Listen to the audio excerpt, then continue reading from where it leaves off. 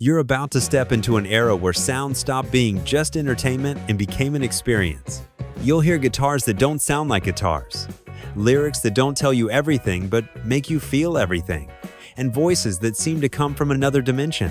Psychedelic rock wasn't a trend, it was a turning point. And these 15 songs didn't just define a generation, they redrew the boundaries of what a song could be. Stick around till the end, because if you've ever wondered where those mind-bending musical ideas came from, the ones that changed everything, you're about to hear the answer.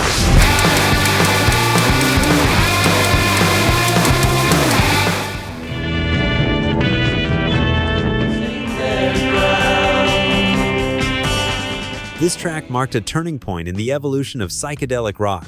Inspired by a trip to London and the influence of John Coltrane's jazz and Ravi Shankar's Indian music, the Byrds broke away from the folk sound that had made them famous. The 12-string guitar, distortion effects, and abstract, image-heavy lyrics created a completely new sonic experience for the time. 8 Miles High faced censorship on several radio stations due to interpretations of its content, which only added to its notoriety. Despite that, it reached number 14 on the Billboard charts and left a lasting mark on the development of experimental rock.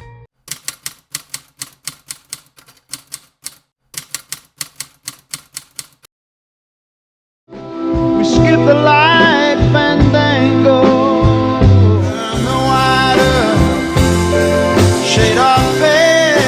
Procol Harum's debut was a burst of Baroque melancholy that took everyone by surprise. The song's signature feature was its Hammond organ melody, inspired by Bach, accompanied by enigmatic, poetically rich lyrics. Gary Brooker's solemn voice and the song's minimal production amplified its introspective and mysterious atmosphere.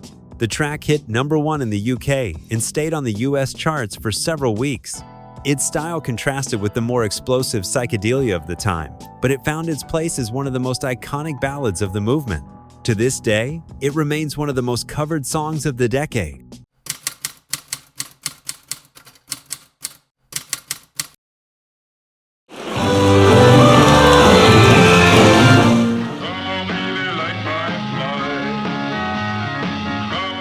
Written mostly by Robbie Krieger, with contributions from Jim Morrison, this song propelled the Doors straight into the spotlight. The album version, over 7 minutes long, featured extended instrumental sections with touches of jazz and Indian music. Ray Manzarek's organ solo and the hypnotic guitar lines created a sonic journey that broke all the rules. The song became an instant hit. One of the most memorable television moments in rock history came when the band performed it uncensored, causing the show to ban them. Light My Fire fused sensuality, psychedelia, and rebellion into a single piece, solidifying the band's provocative style.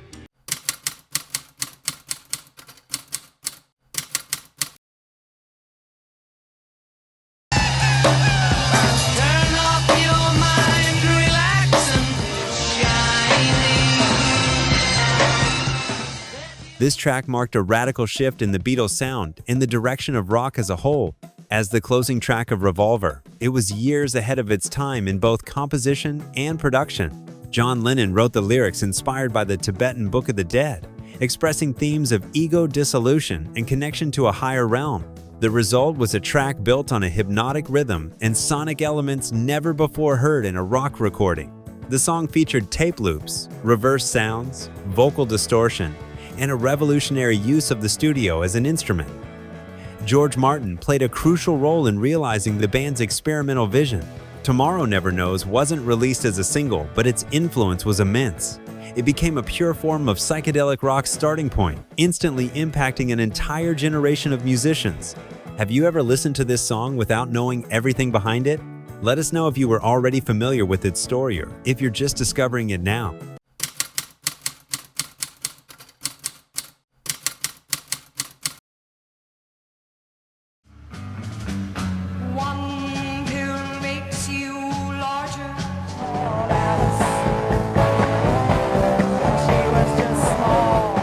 White Rabbit stands out for its progressive build-up, mimicking the rise of a mental journey.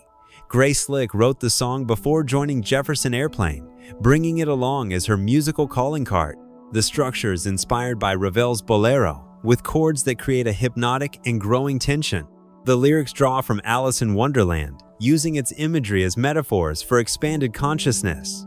It became both a commercial and artistic success, reaching the U.S.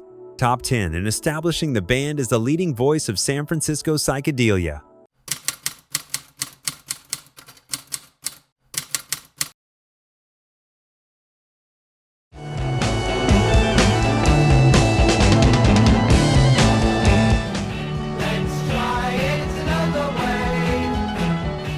White Rabbit stands out for its progressive build-up, mimicking the rise of a mental journey.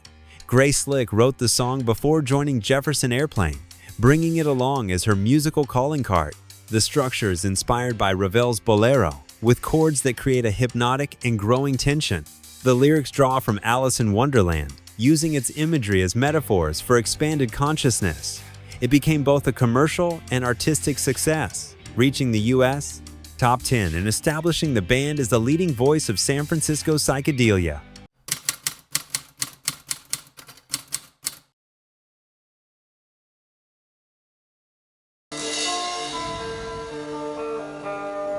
This is the end, my only friend. Included on their debut album, this 11-minute track was recorded almost live, capturing the band's raw emotional intensity. The lyrics, written by Jim Morrison, mix symbolic imagery with a free-form narrative structure, avoiding traditional choruses. The song evolves from a hypnotic calm to explosive tension. The band's instrumentation carefully supports the crescendo, giving Morrison's voice space to explore a range of emotional states. It was controversial for its cryptic content and emotional weight, but over time it became one of the Doors' most defining compositions.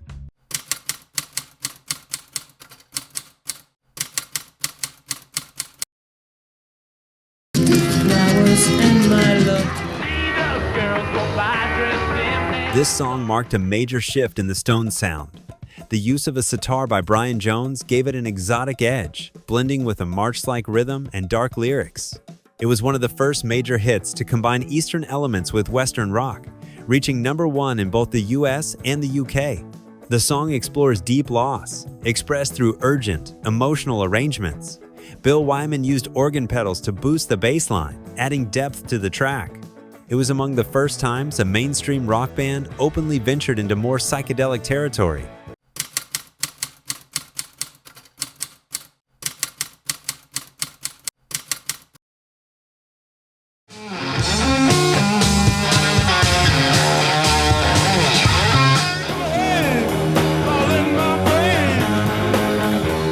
This single was Hendrix's introduction to the world. It opens with a distorted riff that became a psychedelic rock signature. His use of the fuzz pedal, tremolo bar, and controlled feedback turned the guitar into an unprecedented expressive tool. Though many interpreted the title as a drug reference, Hendrix claimed it was inspired by a dream and science fiction stories. The lyrics are short but enigmatic, enhancing the song's hypnotic nature. Purple Haze was essential in defining the sonic aesthetic of the psychedelic movement and remains one of Hendrix's most recognized tracks. If Purple Haze was the explosion that introduced him to the world, the next song proves that Hendrix didn't just break the mold, built entire sonic universes from scratch.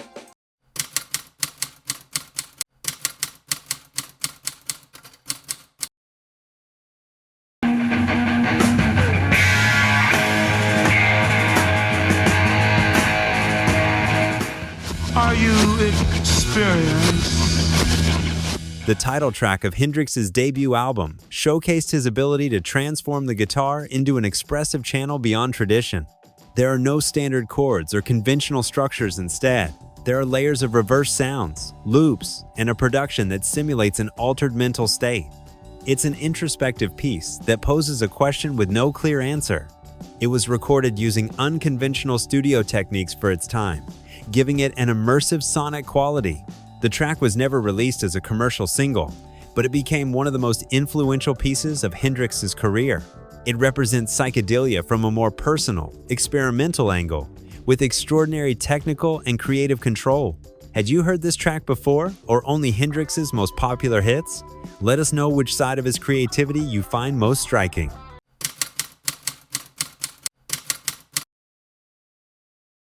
Nothing to get hung about.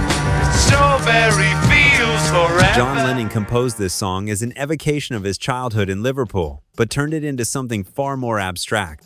Recorded across multiple sessions with changes in tempo and key, the final version fused two separate takes into one. The use of mellotron, tape effects, and non-linear mixing gave it an otherworldly atmosphere. Released as a single alongside Penny Lane, neither track appeared on a studio album until years later. The lyrics, open-ended and almost resigned, reflected Lennon's mental state at the time. It remains one of the Beatles' most sonically adventurous recordings, and a cornerstone of psychedelic rock's evolution.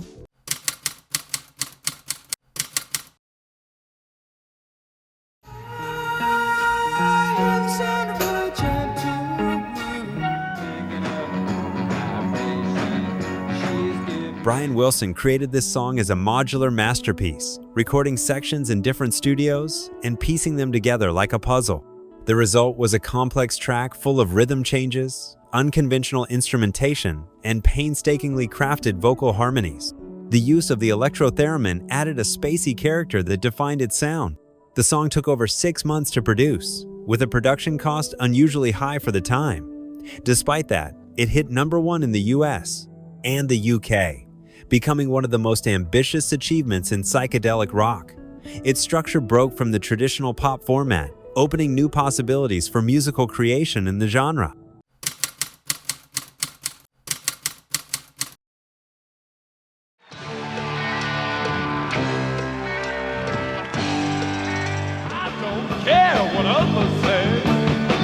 This track merged soul with psychedelia in a way few had done before. It's marked by choppy rhythms, echo effects, bells, screams, and long pauses that intensify the experience.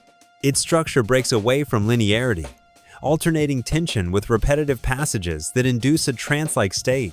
The song had several versions, but the most iconic one runs over 11 minutes, a rarity for a charting single. Its message of transformation, combined with its experimental production, made it a defining anthem of change. Few tracks captured the spirit of their time with such intensity.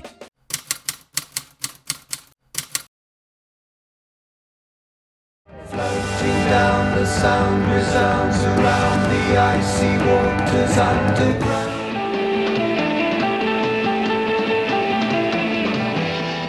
Written by Syd Barrett, this song opened Pink Floyd's debut album, The Piper at the Gates of Dawn.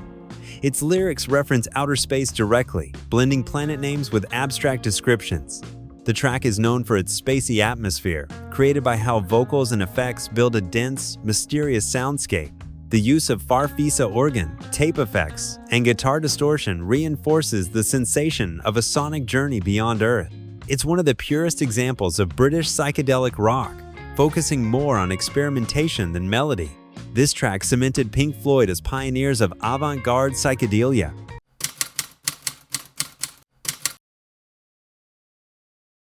In a white room with black curtains. Released as the opener for Wheels of Fire, this is one of the defining tracks of psychedelic rock with blues undertone. Its 5/4 time signature, expressive wah-wah pedal, and dark atmosphere stand out from the very first moments. Eric Clapton's guitar, full of tension and melody, leads a tight and immersive instrumental arrangement. The lyrics were written by poet Pete Brown, filled with symbolism and melancholy. Jack Bruce's vocals and Ginger Baker's drumming complete the performance with intensity and restraint. The song was an immediate hit, and it remains one of Cream's most essential contributions to the genre. And that's a wrap. 15 songs that didn't just push the boundaries of sound, they changed how people understood music altogether. It wasn't just about effects, distortion, or strange lyrics.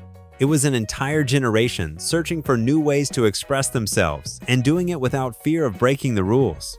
If any of these songs stuck with you, moved you, or simply made you feel something different, let us know in the comments which one and why. We'd love to hear your story. And if you enjoyed this video, don't forget to like, subscribe, and hit that bell so you never miss a beat.